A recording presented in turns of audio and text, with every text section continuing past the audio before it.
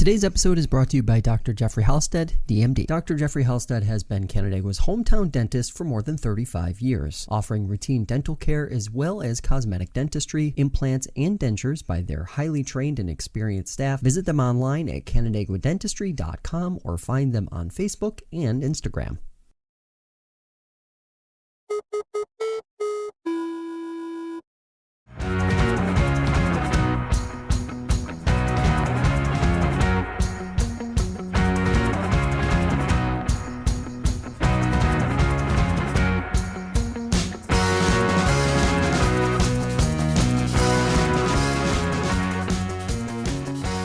All right, everybody, welcome into Concrete Jungle, New York Baseball Podcast here on PremierLeagues1.com. We are not in studio, obviously. I am in the lovely confines of the Comfort Inn in Williamsburg, Virginia. Kyle, you are in your, what I enjoy calling the luxurious home studios for you.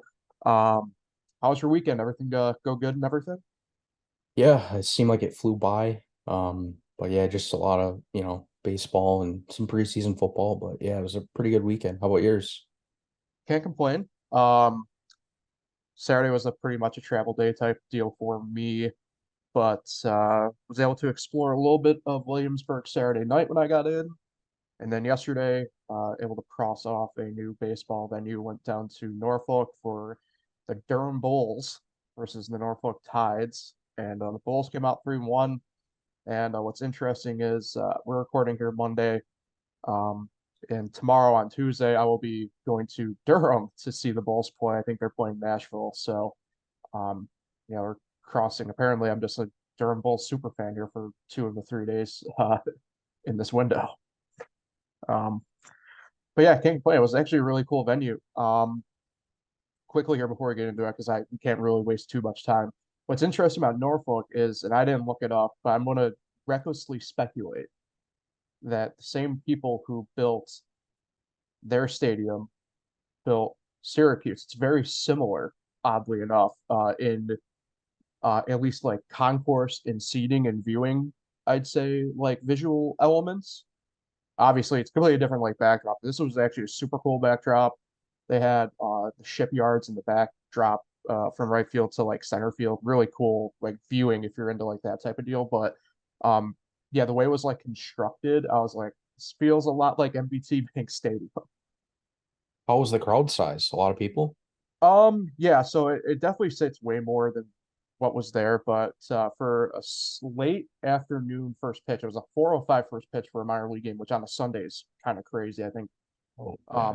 yeah, I mean, we're used to predominantly like 105s and stuff in that window. 4:05 first pitch, yesterday on Sunday, and a crowd of 5,141 was the announced crowd. So there are plenty of seats available. Like I said, I think you can tell they could definitely get plenty more in there. But I thought Sarah was a pretty good crowd overall, actually, there for late Sunday afternoon.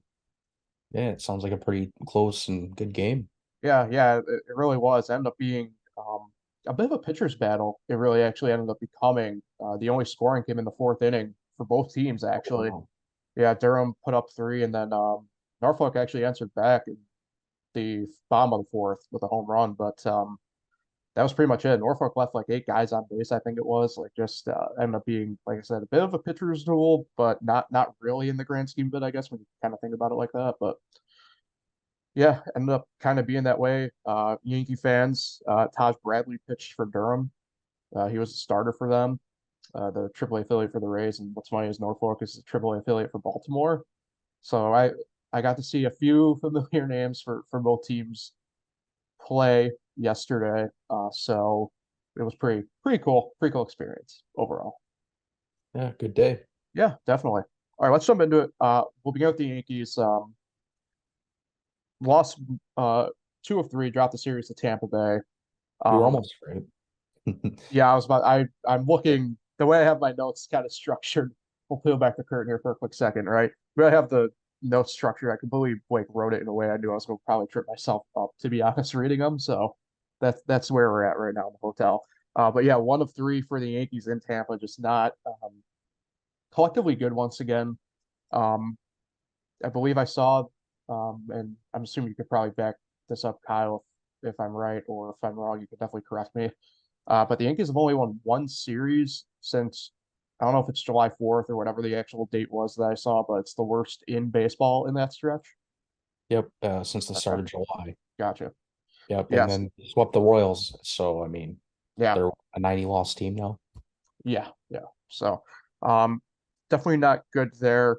Um, I don't know what to really collectively say. I mean, I know at least going into was it at number two yesterday for Judge?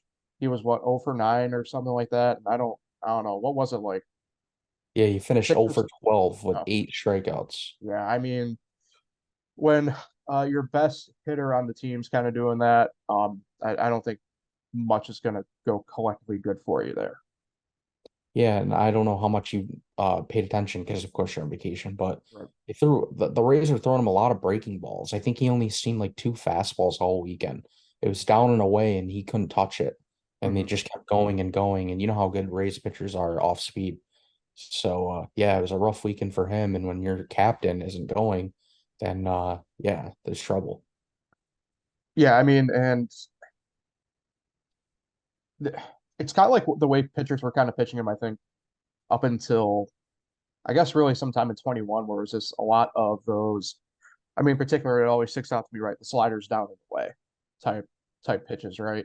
Where you know he's going to be chasing, and you know, um, I mean, frankly, that's how you're going to get him out, right? I mean, Judge is still a very good hitter in the grand scheme of things, but you know, when you get him out, it's going to be those off speeds, typically low and away, and that's kind of what maybe not exactly low and away was the Rays plan, but certainly drop the speed and force him to chase. Um, let's I guess really jump into it here a little bit. Actually no, let's tell you what. Let's look at the week ahead quickly because I think the rest of this is going to take up a pretty good chunk of the rest of the Yankee time here. Um, in Detroit for 4, starting today on Monday, and then down in Houston over Labor Day weekend for 3. Um, if there was ever a time, I guess, for a team to get it quote unquote right, it would be the next 4 days. However, this is a Detroit team that over the weekend has found itself in a very plucky situation, as I call it, and a team that has a bunch of guys kind of hot right now offensively. Their pitching is still very hit and miss, to put it bluntly, Detroit, but their offense. And I do have to give a shout out here. I mean, I'm repping. I don't know if you can tell my college, Gannon, right? In Erie, Pennsylvania, and Erie's home of the Double A team for the Tigers. And I saw a bunch of guys from the years come through there. And I was in Erie last year over the summer for a weekend and saw the Seawolves play. And they were led by a guy by the name of Kerry Carpenter, who is red hot right now for Detroit, both on the field and on his LinkedIn profile. And obviously, a bunch of other young guys there like Bradley Green, Spencer Torkelson's kind of figured it out here. And even to a degree here. I mean, Miguel Cabrera is all of a sudden kind of found himself in an interesting spot. I know he hit career homer 510 yesterday. So this is a Detroit team, like I said, I think they're finding themselves offensively plucky all of a sudden. And I don't think, I mean, it's not like the Yankees can obviously sleep on any team at this point, but certainly they can't sleep on a team. You have 4 games, and in my mind, they aren't going to sweep them, right? And or anything like that, but it's 4 winnable games. And frankly, I like I said, I doubt they'll get the sweep. I borderline doubt they'll get 3 of the 4, but that's the way I'm kind of leaning right now, just in terms of the series as a whole. Yeah, believe it or not, the Tigers only have 3 less wins than the Yankees do, Which is which crazy. is insane. Yeah. And yeah, they kind of remind me of a similar to the Nationals, a young, good team that doesn't really have good enough pitching yet to win consistently, but they do have stretches where they play well. Like they're 5-5 in their last 10. They played a couple, good teams back to back, the Phillies and the Astros. So yeah, they're not going to be an easy team to beat, especially the way the Yankees have played against bad teams. Losing to the Rockies, and you can go on and on and on. But yeah, I'm gonna just probably say a split. And honestly, the way the season's gone, I don't even know if they could get a split. They don't take care of teams they should beat. Mhm. So, but yeah, I'll just go with the split. And It's going to come down to that. And then looking ahead to Houston, I definitely just have no faith there whatsoever. And obviously, that's so far out that, who knows what pitching matchups collectively we might see just across the board there. could be Um, Verlander for the opener, which is how that goes for the Yankees. yeah.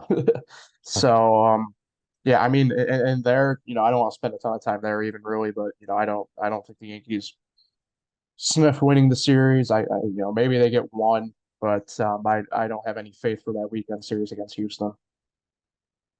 Yeah, I'm really starting to believe they're going to have their first losing season in what was it, 32 years, 31 years? Yeah, I mean, what 93, right? Or 92? Yeah, I think it was 92. Yeah. So I mean, that's the way it's kind of looking at the moment. Yep. All right, so let's transition to the big headline here. Uh, game three yesterday with Tampa, we had a benches clearing incident, as I'll call it, even though it was twice over and ended up becoming, uh, Albert Abreu beans Randy Rosarena. Randy takes offense to it, and it's kind of funny because we'll be talking about this with the Mets here, obviously, in a couple of minutes. But um, obviously, I don't think the way the Braves pitched this year and everything like that. If he was trying to beat him, probably would have thrown it over the plate type deal. I don't think it was anything really intentional. That being said, Randy definitely took offense to it. I've always said I don't blame anybody for taking offense. Nobody wants to get beamed. It's not exactly a fun experience, as we all know as baseball players. Um, and so, like I said, bench is empty. Everything for what appeared to be a moment simmers down. Randy steals second, steals third, and after stealing third, kind of starts chirping back at Abreu a little bit more. Bench is clear a second time. Post game, though, is to me where kind of things heat up a little bit more. Brandon Lau speaking after the game, and I'll quote pretty much the bulk of it here. Looking at it, it's a last place team against a team that's in contention. They're just trying to ignite something over there. Not worth our time at this moment. We're focused on bigger things right now. I kind of laughed at it, to be honest, when I first saw it, uh, because we've talked about it actually on this podcast this year, even. This is a Tampa Bay team that in this Kevin Cash era has become very um, temperamental, I will call it, over things like this. And it's not just not against the Yankees in this. We've seen it with Boston. We've seen it as well, especially almost with Toronto more than anything else, and even with Baltimore over the course divisionally as well over the course of the past couple of years. Um, frankly, if you want my honest opinion, both benches clearing incidents was just a lot of yelling, as I call it, the hold me back type fight. Um, but I don't look at, frankly, a team like Tampa, when they say these quotes like this, it's a little bit of pot calling the kettle black, to be completely honest with you, in my mind. Um, they're, maybe they don't bean people or anything like that, but the way they talk on the field, and the way they kind of act, they kind of open themselves up for stuff like this to happen in a sense. And I'm not talking about beating, but I'm talking about taking exception to stuff, right? The bench is clearing issues and stuff like that. And I don't view it as like a team. I mean, the way Lau kind of puts it is this team in last place. Like, well, before you got called up to the big leagues, this was a Tampa team that found themselves more at the bottom of the division once again, and they were kind of doing similar things. And again, that was still with Kevin Cash at the helm, like it is now. So with a lot of this, I just view it as pot calling the kettle black. Yeah, I mean, the Yankees are so boring. I was hoping for a Jose Ramirez, Tim Anderson type thing. But I was interested. That eighth inning gave me something to actually be interested in. And yeah, I don't agree that Albert's trying to hit him there. I mean, he throws sinkers, they run inside. He was trying to go inside. At that point, it was a 2-run game. Right. Um, and I think, yeah, he was leading off. Yeah, I mean, why would he hit the leadoff man when a 2-run game in the eighth inning? Right. But then I do get Randy's point. It's the second time Abreu has hit him this year. Uh, And they've been hit, I think, 13 times overall in the series they played this year. right. So I get to the point that they're frustrated. Nobody wants to get hit. But at the same time, the way Randy was about to chuck his bat down and, had words for Abreu, it's like, man, like, He's not trying to do that in that situation. And I don't know if you've seen too, Boone and Cash had a pretty animated conversation, and Mhm. Cash was like, you wouldn't like it," and Boone's like, "Yeah, I know I wouldn't like it either." But I just do think the Rays might have pushed it a little too far. But yeah, I hate when there's no action. We need more Tim Anderson, Jose Ramirez stuff. Yeah, I mean, Cash and Boone have had a couple squabbles over the years now too, when they've both been now managing against each other. So, um, yeah, I didn't see that portion of it yesterday, admittedly. I think a lot of the stuff that I saw was obviously the incidents themselves, and then um, what I'll call the memes that kind of came out of it. Mainly Sevy being ready to go, which hey, I guess in his situation, about time, as I'll call it. And Yeah, he's then got to do something productive, right? correct, and then Tommy Canley, who I I don't know how far away he was in the clubhouse initially when I believe it was a second incident when his meme kind of happened. When he came flying out of the clubhouse into the dugout and then about launched himself the 25 or so feet onto the field from where the dugout ends because he tripped over the top step. I'm telling you, that eighth inning was pretty entertaining, gave me content, gave me views. I mean, I just loved it. I just wish the Yankees would have done a little more. I know Mhm. everyone's like, "Oh, they should, they should have fought to spark the team." What is there to spark? They're 11 games Right. out, and they haven't done anything consistently all year. But And it just goes wish back there to would that, have been more. right, and it goes back to your point is that like that spot's not where you spark it anyway, you Yeah. know. And you're losing, about to lose another series, and then that's Mhm. supposed to be your spark. Especially the way, and I think maybe we'll kind of bookend it here and move on to the Mets. Especially the way, because I saw most of the game Friday night. Um, Especially the way the game kind of went Friday was such a positive game overall in my mind. Yeah, they Anyway, played so well. yeah, and I don't know, kind of expected at this point, maybe in a sense with the team. Um, all right, let's move on to the Mets here. Um, they Stunning take, what happened there. yeah, they take 2 or 3 against the Angels, which um I think we more or less both expected. I think you said sweep, right? Was it sweep or but either way, um, they kind of handled what they had to do in this series more or less. I mean, this is an Angel team that's kind of been reeling, obviously. Wait, Um, wait, wait, wait. I think you mixed it up. S- Angels took 2 of 3. The Angels won 3-1 Friday night and 5-3 Saturday. I'm on vacation. Yeah, that's why I said stunning, Yeah, because they were in danger of getting swept until the walk-off correct, right. yesterday. Yeah. Um, anyway, yeah. So I don't know. Either way, I thought that it's weird. It's an Angels team that's kind of reeling right now. Clearly a Mets team that, we kind of talked about. And I didn't think the Mets, again, kind of go back to what we talked on Friday with Kyle. I didn't think that played like objectively bad through the whole series. It wasn't great for the most part, but I wouldn't go out and say it was bad either at the same token. I mean, obviously, again, like anything, right? You can pick and choose spots and everything like that, and that's fine. But I think for the grand scheme of it, it wasn't all that bad. And they kind of kick off another long homestand here, which I completely kind of forgot about in a way, right? Because now they welcome Texas in for 3 games, and it looks like they actually avoid Scherzer oddly enough in this from what I was seeing. And then Oh, that sucks. and then 3 against Seattle at Citi Field as well on the weekend. So they have pretty much the peak of the AL West here this week. And yeah, from the weekend, you're coming off a AL West team that still technically in contention, although I don't really think they're going to be hanging around the Angels. So um, certainly they're getting their West Coast flavor on the East Coast the past, will be collectively 10 days here. But yeah, for I think maybe to lead off this AL West kind of sight for the Mets, I didn't think it was all that bad. Yeah, they lost what by 2 runs Friday night, one Yeah. run Saturday. So obviously close games. And to be fair, Friday night, Carlos Carrasco gave up 5 in the first 2 innings. Right, yeah. So then they didn't score again, but the Mets offense just couldn't erase, that deficit. But yeah, I still think that it's unfortunate because the Angels came in, and as we all know, one of the worst teams since the All-Star break. So and then you're home, where the Mets have had a winning record, so it is a frustrating series to go lose it, but at least they're able to salvage the final game yesterday.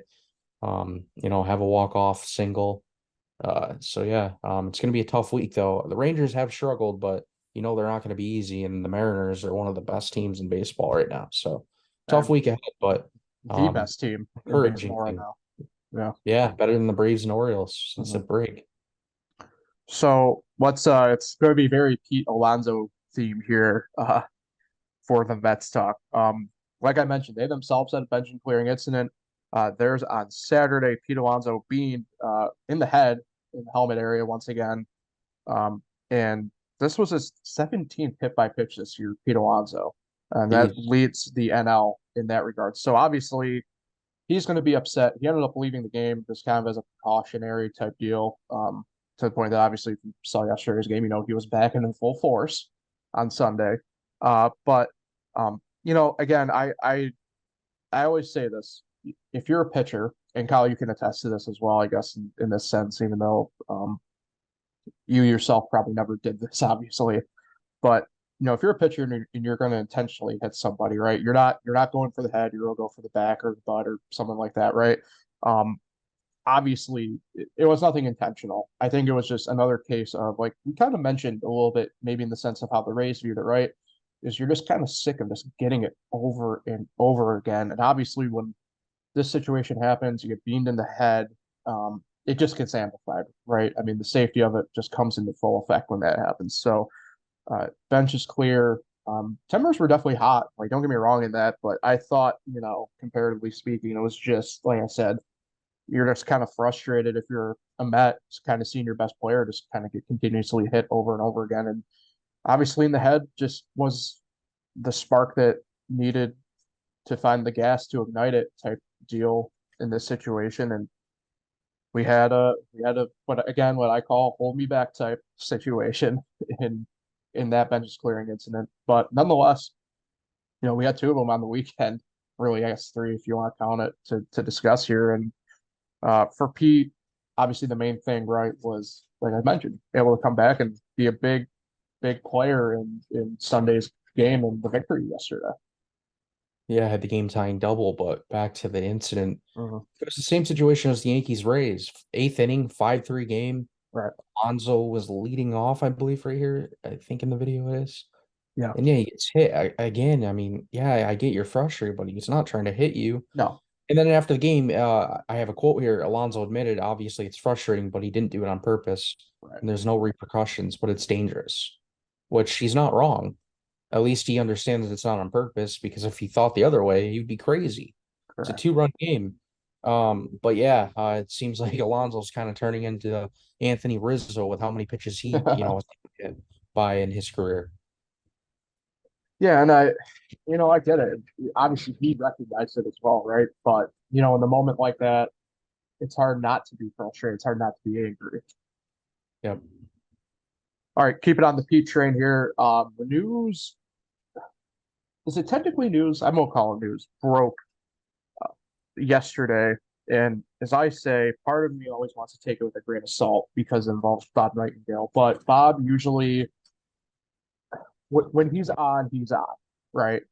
So, and we know to preface it, we know that there's factual proof that the Mets did try to trade Pete Alonso at the trade deadline. It sounds like they were super close with Milwaukee at some point in the 11th hour, but it is expected Pete Alonso will be traded this offseason.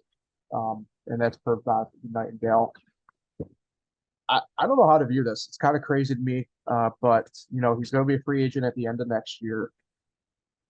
I would imagine he wants to be back. He seems to enjoy being a Met. He seems to always enjoy being a Met. And to me, you know,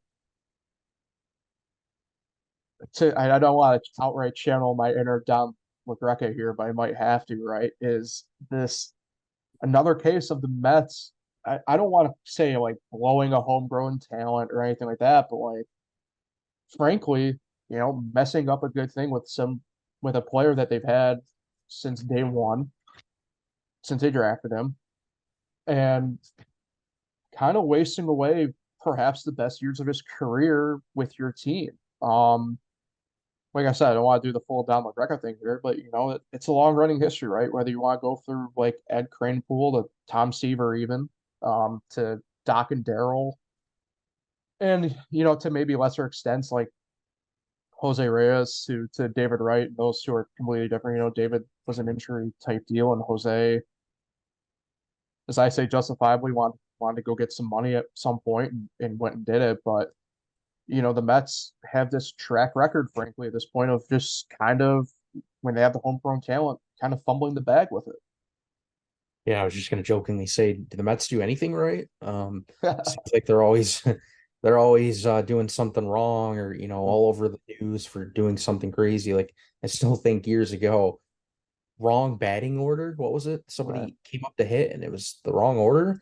That was Like, what, 2 years ago? It wasn't like it was all that long ago. yeah, just like stuff that you just don't hear, but you hear it with the Mets. But yeah, back to the Alonso trade. I mean, if I'm him, like, yeah, I loved my time in New York, but the future's not really exactly known yet. Mhm. I believe what he's 28 or 29, I think I told you last time we talked about this. Yeah, I think Um, he's my age. yeah, so I mean, he wants to win, and at this point in his career, he needs to go somewhere where he can put up these numbers but win at the same time. And of course, he did that last year, but now there's no exact plan known for this team. I mean, yeah, they could contend in 2 years, but like that's 2 more years that he's going to be what 31 after that. Mhm. So yeah, I don't know if I'd want it if I'm him if I'd commit to a long-term extension when the future's just not known. So I would probably accept the trade, but it also depends on where. I mean, you don't want to go somewhere else where they're not going to win. But yeah, I do want to see him trade just because I love baseball trades and I Mhm. love seeing movement in the league. And I'm sure a lot of contending teams would love to have him. So yeah, I'm all for it. I hope it does happen. Be pretty cool to watch this offseason. Yeah, I mean, it'll be something to keep an eye on, obviously. I just found the timing of everything kind of odd when it was brought up yesterday, in a sense. Like I said, obviously we knew that at the trade deadline, they were super close to sending him to Milwaukee, and I would assume Milwaukee's probably going to be in on this, obviously. Who knows who else, I guess, by the end of it, right? But yeah, I mean, it'll be interesting, right? I think, frankly, they can win in New York if they really want to, and I think they do. Obviously, I mean, we can tell Steve Cohen at least is attempting to do that, but whether or not Pete Alonso is going to be part of that puzzle, I guess, is going to be a thing to remain seen here within the next. I guess really what we're seeing here on August 28th, so have to be what about 2.5 3 months before we can kind of see anything happen there. So who knows? Remains to be seen. Yeah, and another point quickly is, I mean, everyone came into this year thinking the Mets were definitely a playoff Right. contender and, a good chance at being a World Series contender. And then look at what happened. So, also, if I'm Pete Alonso, I'm not really trusting anything at this point. Anything could happen. I mean, this season was just beyond unexpected. I mean, we're talking now about a Pete Alonso trade. Before the season started, we would have never discussed this. That would have And been it's just wild the way things have unfolded. I'm not sure I've ever seen a team go from winning 101 games to just dropping off this far to a complete fire sale, and then even more guys being discussed in trades mid-season after the deadline. uh, I mean, I'm sure there's, maybe another time where it's close to this situation, but it just seems very, very odd. yeah. Only the Mets, right? Yeah. So that pretty much takes care of today's episode. Do want to mention really quick, I saw Rochester, I know, struggled all week with Worcester, Syracuse, and Buffalo. I saw got into a little bit of an offensive scrap the final couple days. But I did see Syracuse actually. I didn't know that this guy had been released from his contract with the Who Sox, but joined the Syracuse Mets for the rest of the regular season. I saw Daniel Palka's back. I was just gonna say that. Yeah, yeah. Yeah, so um, yeah, I mean that's pretty interesting. I mean, Palka's a guy that I think's become and there's nothing wrong with it, right? I mean, uh, kind of a guy here who's probably just going to be a triple A slash quad A player, right? And been in Syracuse before, obviously, last year made a pretty big offensive impact for that team, and certainly probably, I'm assuming, brought in to be kind of like a veteranish type voice type deal to finish out the year, and obviously provide a little bit more bump in that lineup. Probably would help if he was a pitcher, but he's not, so they'll have to deal with that. But yeah, it's pretty cool to see him back, closer to us, obviously. Former Red Wing as well, former Bison, former S-Met, now current S-Met, and former Husak. So I guess he's fully completed his Interstate 90, at least Northeast edition career. Yeah, he's traveled quite a bit in his Mhm. career. But yeah, I think what is there 4 weeks now left of the AAA season? Yeah, like 4.5, 5 technically, I guess, if however you want to view that final week of September, I guess, depending upon how, like I said, you want to view it. Yeah, so I mean, man, it's getting close to ending, and we should start seeing more call-ups, I would think, for both Mhm. teams as well. Um, the Yankees, I'm really wondering if we're going to see Austin Wells. Are we going to see Mauricio with the Mets at all, or Mhm. Brett Beatty uh, back up. just something, I guess, for the fans to look positive or to look ahead to? Right. Something positive. And the guys at the Yankees have called up. I don't know if you've really looked at them. I know we're on the Mets, but sorry. Um, I don't know. It's all Pereira, right. We're at the end pretty much here, so we can kind of open it Peraza's, back up. yeah, Peraza's 2 for 20 and Yeah. Pereira's 3 for 21. Yeah, I So mean rough it start hasn't for the been great. kids.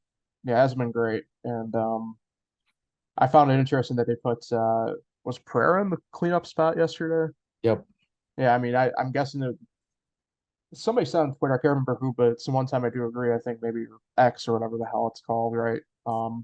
The fact that they're probably just frankly just want to make him see some fastballs or something that, at least work on the timing element of it more than anything else. Yeah, the thing about Peraza too, I know a lot of people don't really realize this, but before he was called up, he was 7 for his last 41 in AAA.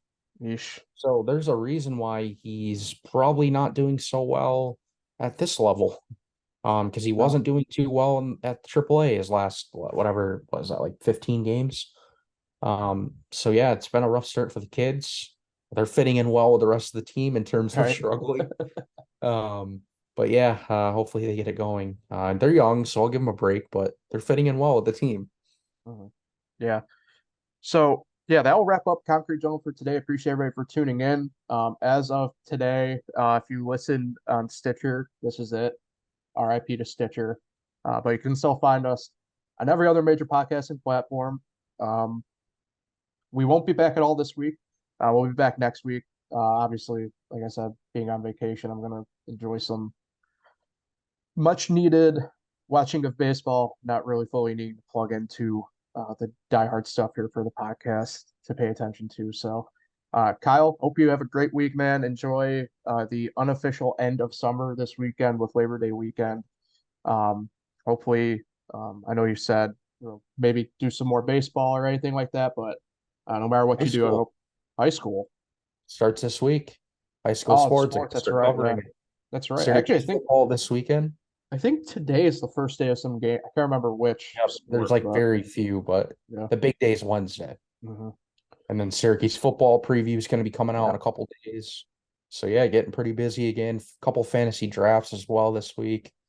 Get Busy to see week the still. go 2-5 this week. But yeah, busy times ahead. Can't wait for football, of course. Yeah, I'm just happy that of my picks, I did chuckle because I got a couple people peel back the curtain here before we sign off. Um, that so I did some picks I put out on our platforms, right? And I got 5 correct out of 7. Um, or in terms of true head to head, I think it was 4 of 3 or 4 for 3. But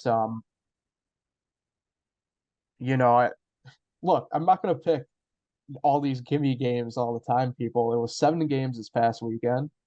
I'm gonna pick all 7 in that case. I'm not just gonna leave 2 off for the sake of leaving 2 off. 10 seconds of time is just 10 seconds of time. And we'll pick every game in that situation. So don't worry. I will not be picking any more USC minus 30 games or whatever the hell we're all concerned about there. So don't worry. But we got the full slate ahead college this weekend, and then NFL's, now what, 10 days away technically. So Yeah. cut day, final cut day for NFL is tomorrow. So it'll be interesting to Tomorrow see. at 4 p.m. It'll be interesting to see some final rosters across the board there. And I know for the Bill stuff, Kyle, you'll have all the headlines there if there's anybody major that finds himself on the outside looking in. So, yeah, look forward to obviously all your stuff this week, and I'm sure everybody else is. And I guess until next week, they'll pretty much do it for us. Yeah, have a good week. Keep enjoying the baseball games, Oh, and for sure. yeah, we'll see you Tuesday.